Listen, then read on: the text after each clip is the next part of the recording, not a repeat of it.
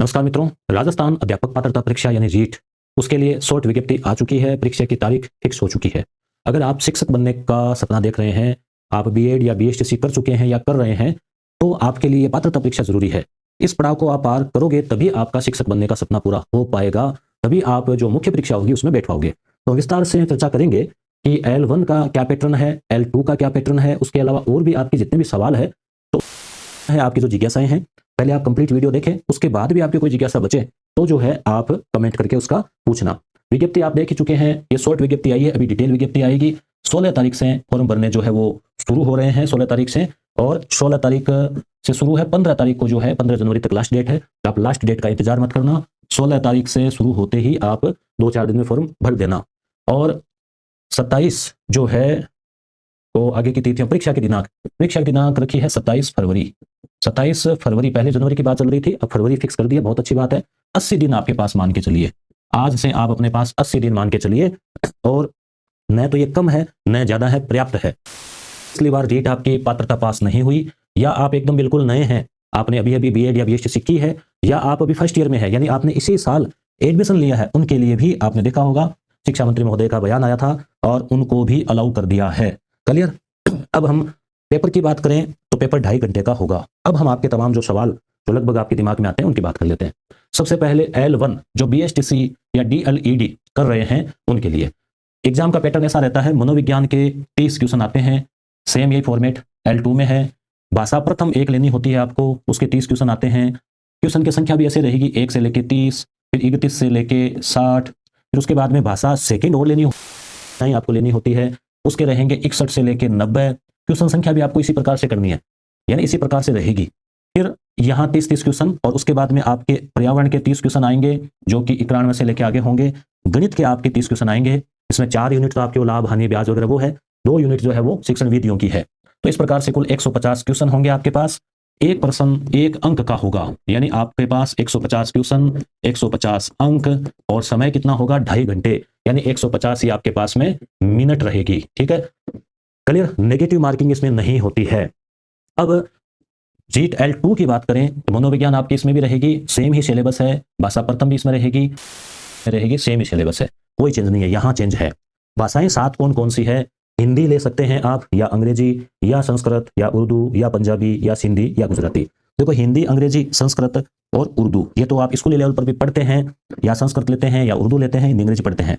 पंजाबी, सिंधी, गुजराती अपने इसीलिए है कि अपने पड़ोस में पंजाब भी है, सिंधी भी बोली जाती है बॉर्डर वाले एरिया पे, और गुजराती जो है जैसे बाड़मेर, जैसलमेर, वहाँ सिंधी भी जानते हैं, गुजराती भी अपने राजस्थान के बॉर्डर पे है। तो ये 7 भाषाएं हैं, इनमें से कोई 2 आपको चुननी होती है।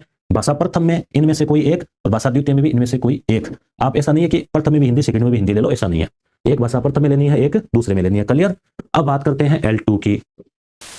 L2 में भी ये चीज होगी। L2 में अगर आप आर्ट के हैं, आप आर्ट के हैं, आर्ट से आपने बीए किया है या आपने बीकॉम किया है, तो आप सामाजिक विज्ञान ले सकते हैं। आप बीएससी की है आपने, तो आपको साइंस लेनी है, विज्ञान गणित आपको लेनी होती है। यानी पेपर एक मोटा सा पेपर आएगा पूरी किताब से, उसमें सबसे पहले मनोविज्ञान के प्रश्न होंगे, उसके बाद में भाषा प्रथम के प्रश्न होंगे। भाषा प्रथम में भी आपको 7 प्रकार की भाषाएं दिखेगी, फिर आपको भाषा द्वितीय शुरू होगी, उसमें भी ये 7 दिखेगी। तो कई बार विद्यार्थी क्या करते हैं, नए विद्यार्थी, जैसे मान लो मनोविज्ञान की, फिर भाषा प्रथम में हिंदी उन्होंने की, फिर वो तुरंत हिंदी के जस्ट बाद जो अंग्रेजी आती है ना, उसी के लग जाते हैं उसको सोल्व करने। जबकि आपको उन पन्नों को पलटना है, इन 7 भाषाओं को निकालने के बाद में आपको क्वेश्चन संख्या 61 वाली ढूंढनी है, 61 कहां से शुरू हो रहा है। क्वेश्चन आगे 31 से 60, 31 से 60, 31 से 60 ये लिखा रहेगा, तो ये आप विशेष ख्याल रखना। ठीक है, तो भाषा द्वितीय, तो यहां पर भी वही बात है, वो करनी है। तो विज्ञान और गणित वालों के लिए क्या रहेगा, 30 क्वेश्चन आपके विज्ञान के आएंगे, जिसमें तीनों पार्ट बायोकेमिस्ट्री वो आएंगे, और 30 क्वेश्चन आपके गणित के आएंगे। लेवल जो है इसका, वैसे कहने के लिए लेवल जो है कक्षा 8 तक का रहता है, इसका 10 तक का रहता है, परंतु वो क्वेश्चन कहीं से भी किसी भी प्रकार के पूछे जाते हैं, क्योंकि मनोविज्ञान का लेवल तो आपको पता है बीएड वाला ही हाई लेवल है। भाषा का लेवल जरूर आपके स्कूल स्तर का रहता है, और पर्यावरण वाला थोड़ा सा सरल आता है, गणित वाला थोड़ा ठीक ठाक आता है। हम पूरी चर्चा करेंगे इनको कहां से तैयार करना है, उस पर भी मैं आपको डिस्कस करूंगा। परीक्षा 27 फरवरी को है, ये हो गया। नेगेटिव मार्किंग नहीं होती है, फर्स्ट ईयर वाले एलिजिबल हो गए हैं। बीएड, अगर आप बीएड और बीएसटीसी दोनों है तो आपको दोनों फॉर्म भरने हैं, L1 L2 दोनों आप भरें। L1 L2 का मतलब लेवल 1 यानी कक्षा 1 से 5 आप पढ़ाएंगे, आप बीएसटीसी या डीएलएड होने चाहिए। L2 का मतलब आप कक्षा 6 से 8 तक के बच्चों को पढ़ाएंगे, आप बीएड होने चाहिए। क्लियर? यहाँ 12वीं प्लस बीएसटीसी, यहाँ बीए या बीकॉम बीएससी प्लस बीएड, वो जो आप कंबाइंड भी कर रहे हैं वो भी उसमें होता है। अब बीएड में जो फर्स्ट ईयर में है वो भी दे सकते हैं। अगली बात, बीएड वाले भी कई बार L1 का फॉर्म भर देते हैं, बीएचटीसी नहीं हो तो भी। तो ये गलती आप भले ही मत करना, क्योंकि आगे इतने साल जितनी बार भी हुई है, हर बार ये कोर्ट में जाते हैं और लास्ट में फिर मामला बैठता नहीं है। तो जो बीएड है वो L2 का ही भरें, बीएचटीसी है वो L1 का भरें। बीएड और बीएचटीसी दोनों कर रखी है तो आपके दो पात्रता आजीवन है, तो आपने पहले क्लियर कर रखी है तो एग्जाम देने की आवश्यकता नहीं है। आप देना चाहो तो कोई मना ही नहीं है, आप मूल्यांकन करना चाहो फॉर्म भर दो, सेंटर कोई दूर आए, कोई तालमेल नहीं बैठे हैं, वो अलग बात है। तो आप अपने अभ्यास के लिए आप देना चाहो तो दे सकते हो, बाकी नेगेटिव मार्किंग है नहीं। कंपटीशन इसमें वैसे नहीं है कोई सीटों वाला कि इतनी पोस्ट इतने लोग हैं। यहाँ तो मान लो अगर 1 लाख पात्र हो रहे तो 1 लाख हो जाएंगे, 2 हो रहे तो 2 हो जाएंगे। जो भी यहाँ पे पात्रता के लिए जो मार्किंग दे रखी है 60% अंक लाने होते हैं जनरल के लिए, और बाकी आरक्षित वर्गों के लिए है 55%। तो वो डिटेल विज्ञप्ति आएगी उसमें और देख लेंगे, बता देंगे। तो 60% का मतलब हो गया 90 और उनके लिए हो गए 82। तो इस प्रकार से क्या है कि आप पात्र है तो आपको देने की आवश्यकता नहीं है, देना चाहिए तो आपकी मर्जी है, ठीक है। बाकी आप पात्र है, एक बार क्लियर हो गई तो आप सीधे मेंस में बैठ सकते हैं। अगली बात, लें या सेकंड लें, वैसे तो इस पर हम डिटेल से और वीडियो बना देंगे। सामान्यतः है भाषा फर्स्ट जो है वो भाषा फर्स्ट सेकंड कौन कौन से लें, तो सामान्यतः आपने ग्रेजुएशन में जो पढ़ी है, मान लो आपकी इंग्लिश रही है या हिंदी साहित्य रहा है या संस्कृत रही है या उर्दू या जो भी आप में से इनमें से जिस पे अच्छी कमांड है, तो स्वाभाविक है कि आप भाषा प्रथम वो लें। उसका सिलेबस देख लें, सिलेबस इसका मैं टेलीग्राम पे भी डाल दूंगा, इसी वीडियो अपलोड होगा उसके कुछ देर बाद सिलेबस भी डाल देंगे। अभी पुराने वाला ही है, नए वाले में कोई चेंज होने के चांसेस नहीं है क्योंकि लगभग वही चला रहा है। तो आप सिलेबस देख के ले लेना। सामान्यतः लोग ज्यादातर हिंदी लेते हैं पहली भाषा, तो हिंदी से पढ़े हुए हैं, कई पंजाबी लेते हैं, कई सिंधी, वो आपकी मर्जी है। परंतु जनरली देखें तो ये संख्या कम मिलती है पंजाबी सिंधी, जिनकी अंग्रेजी अच्छी, इंग्लिश अच्छी, अंग्रेजी लेते हैं। अब दूसरी भाषा सिलेबस में फर्क है, जैसे भाषा प्रथम हिंदी और भाषा द्वितीय हिंदी दोनों में फर्क है। भाषा प्रथम अंग्रेजी, भाषा द्वितीय अंग्रेजी, दोनों के सिलेबस में कुछ कुछ फर्क है, कुछ कठिनाइयां ज्यादा है L2 में कहीं कहीं। तो सामान्यतः हम ये सजेशन देते हैं कि भाई भाषा प्रथम, अगर हमें ये तो पता नहीं होता कि बाबा आपकी पंजाबी है क्या सिंधी है क्या, ज्यादातर की हिंदी मिलती है, तो भाषा प्रथम हिंदी ले लो और भाषा द्वितीय संस्कृत ले लो, आपके पार पड़ती है तो, क्योंकि थोड़ी मिलती जुलती है। और संस्कृत पार नहीं पड़े, अंग्रेजी थोड़ी बहुत ठीक आप सोच समझ सकते हो तो आप अंग्रेजी ले लो। तो इस प्रकार से हम हिंदी भाषा प्रथम और द्वितीय के रूप में संस्कृत या अंग्रेजी के लिए हम अक्सर सलाह देते हैं कि भैया आप ले लो। फिर हम डिटेल से सिलेबस दोनों तरफ रख के और इसकी भी चर्चा करेंगे। संडे तक उत्तम जी सर है अंग्रेजी वाले, उनको बुला के और अंग्रेजी पर भी हम डिस्कस करेंगे। उसके बाद में जो है बीएड के सब्जेक्ट का कोई असर होता है क्या? नहीं, बीएड में आपके क्या सब्जेक्ट है, हाँ कोई लेना देना नहीं है। हाँ, बीएड में आपके ये जरूर होता है, आप आर्ट के तो आर्ट वाले होंगे, साइंस के तो साइंस वाले होंगे। बाकी बीएड में आपके कौन कौन सी भाषाएं थी, या आपके एक हिंदी एक एसएस था या नागरिक शास्त्र इतिहास था, उसका यहाँ कोई लेना देना नहीं है। न कोई फर्स्ट ग्रेड में लेना है, न कोई सेकंड ग्रेड में लेना है। बीएड वाले जो सब्जेक्ट होते हैं वो आपके अभ्यास के लिए होते हैं। क्लियर? अब है परसेंटेज का कोई रूल है क्या? नहीं, बीएड में कितने ही हो, बीए में कितने ही हो, 12वीं में कितने ही हो, कोई लेना देना नहीं है। बीएड के लिए परसेंटेज मांगते हैं वो अलग बात है, वो 45-50 जो भी है। यहाँ रीट के लिए अलग का कोई परसेंटेज नहीं है। तैयारी कैसे करें? तो कक्षा 6 से 10 तक की किताबें हैं, जैसे पर्यावरण वाले हैं तो चौथी, पांचवी, छठी, चौथी से लेके और 8वीं तक की सामाजिक पढ़िए। गणित के लिए 6 से 8 में मिल जाते हैं टॉपिक, एनसीईआरटी वाले में नहीं मिलते, तो पुरानी आरबीएसई वाली है वहां से देखो। उसके अलावा तो 6 से 10 तक की सामाजिक की किताबें हैं, राजस्थान अध्ययन की किताबें हैं, वो देखो। उसके अलावा जैसे जो 11 और 12 में भी इतिहास के टॉपिक, भूगोल के टॉपिक, पॉलिटिकल साइंस के टॉपिक अगर आपको मिल रहे हैं तो वो देखो। अब आप कहेंगे कि भाई हमारे पास इतना समय नहीं है, 80 दिन है, हम कब 6 से 10 देखेंगे? तो हमने भी इसके लिए कर रखा है, क्योंकि हमारे बार रीट के लिए कंटेंट अच्छा अवेलेबल करवाते हैं।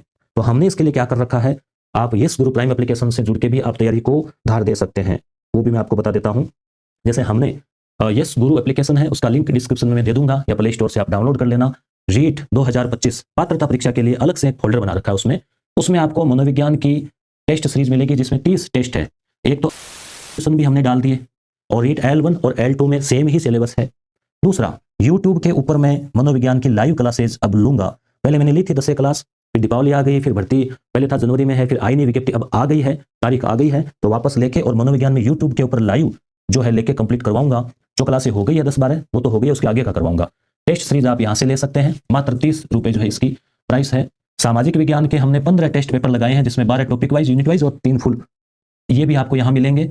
और सबसे इंपॉर्टेंट चीज एनसीईआरटी के नोट्स, कक्षा 6 से लेकर 10 से नहीं 12 तक, जहां कहीं भी, अब जैसे मौर्य काल है आपके दिखा, अब मान लो गुप्त काल आपके यहाँ दिखा, या फिर मान लो जो भी टॉपिक अगर यहाँ पे आ रहा है, ये देख रहा है, उन किताबों से, न केवल एनसीईआरटी बल्कि ओल्ड जो आरबीएसई की किताबें थी, उन सबसे नोट्स तैयार किए हुए हैं, बहुत शानदार। देवकन सर ने तैयार किए थे गत वाले भत्ते में, वो एनसीईआरटी तो वो, ये किताबें तो कोई चेंज हुई नहीं है।